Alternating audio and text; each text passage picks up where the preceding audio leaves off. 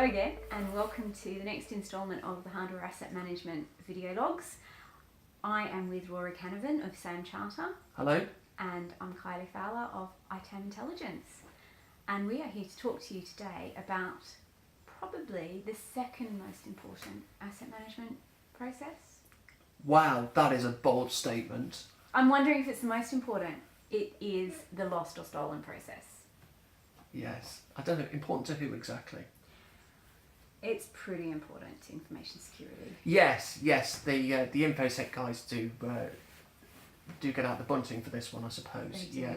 They do. So the importance of the process is to effectively manage asset control and the data that sits on those assets. So particularly with GDPR coming in now, particularly with rules around data protection and the Information Commissioner's Office happy to make cases public around people who've lost devices, lost data, etc.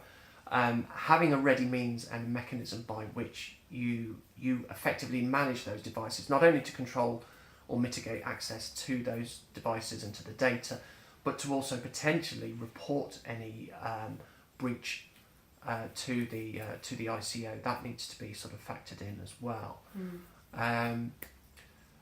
And increasingly our technology is coming to the fore, so we can remotely wipe devices potentially. They should be encrypted anyway. That's another sort of level of security that should actually be applied to such devices.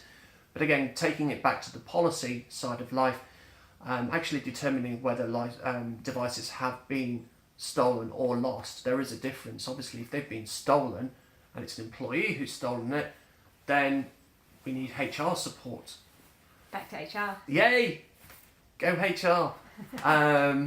But if the device has genuinely been lost, then we perhaps lean towards IT to actually sort of mitigate the data management there and making sure that any classified data hasn't sort of gone into YouTube or something like that. Yeah, so in the process, as we've written it, an absolute priority is triggering the risk assessment. And that's not an asset manager's job. That needs to be sent straight over to information security so that they can do that risk assessment. And once that's been triggered, once that incident's been logged and it's zoomed across, then we update the asset register to say that the asset's been lost or stolen. And you know what? Poor old Rory had to... How long did you spend rearranging the process diagram? When I started, I had brown hair. I think he might be lying about that. It did take him a while to rearrange the process so that the information security elements of it were at the top and the first thing that you did.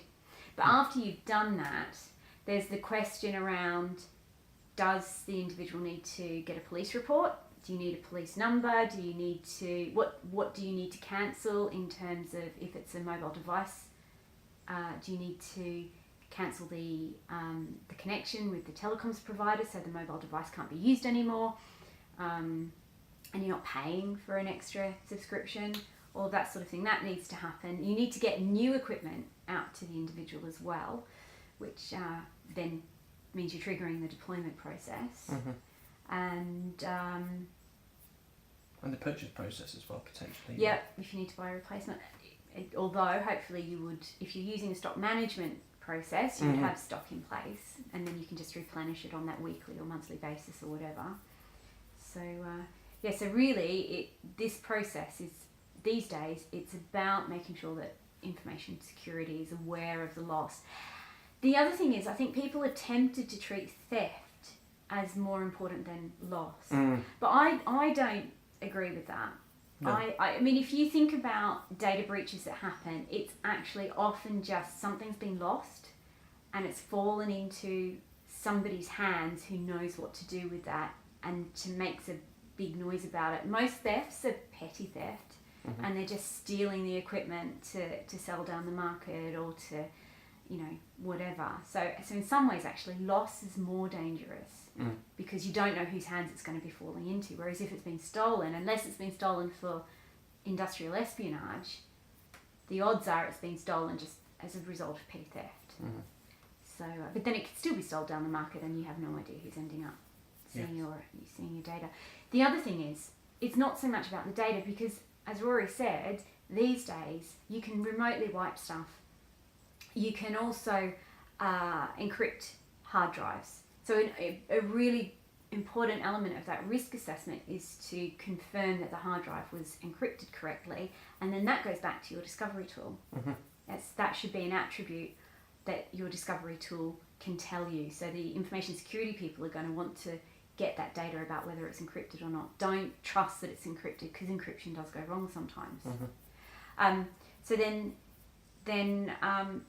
the thing about this is reporting that something's been lost, but equally the reputational damage. Yeah. And this actually is an interesting element around asset tagging as well. There's lots of different opinions as to whether or not you should label your asset tags with your company name. Oh, should I know? Some people do, some people don't. No. And there's arguments in either direction, but actually more and more, you can see by Aura Shutter, No. make them anonymous. I had a parallel situation on the train. It's not exactly hardware, but it's there is a, like I said, a parallel to this. Put on my laptop. Wasn't entirely trusting of the train Wi-Fi, because it was just coming and going, Virgin Trains. So I thought, right, I'll hotspot using my mobile phone. So I looked up the network settings on my laptop, and there was about 3 or 4 people in the coach who had their full name Oh goodness. on their Wi-Fi for Yeah. their own private hotspots, and I thought, Right. I was like, that's a bit wrong. Yeah. You know, it's not terribly secure. So at which point I posted it on LinkedIn, Right. and I had more than one wise wag actually come back and say, yes, I use Rory Canavan for their Wi-Fi. I was like, thanks very much. Okay, that's fine. Thanks. I know who they are. Thanks. Yeah.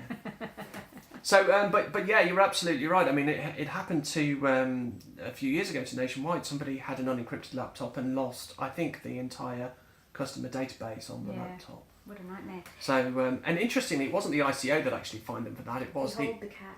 it was the FCA. It was the Financial Conduct Authority who actually took them to task for that. Yeah. So from a governance perspective, these fines potentially and the reputational damage that ensues from them can come from multiple angles, depending on which sector of the commerce you're actually involved in. And that's even before we hit GDPR and potential fines for loss of personal data. Yes. Yeah. But you know what? The breaches that I most enjoy are the ones where some journalist or paparazzo takes snaps of government papers, and if they'd been turned the one way, it would have just been a blank A4, but they just had it turned with the text this way. Yeah. Not much you can do about that. It's not really lost or stolen laptops material, is it? Breaches can happen Yes. no matter what you do. But isn't it amazing how many people walking up 10 Downing Street do it over I and know. over again? You'd think they'd learn. Crackers. So yeah, lost and stolen. It's all about the data. Yeah.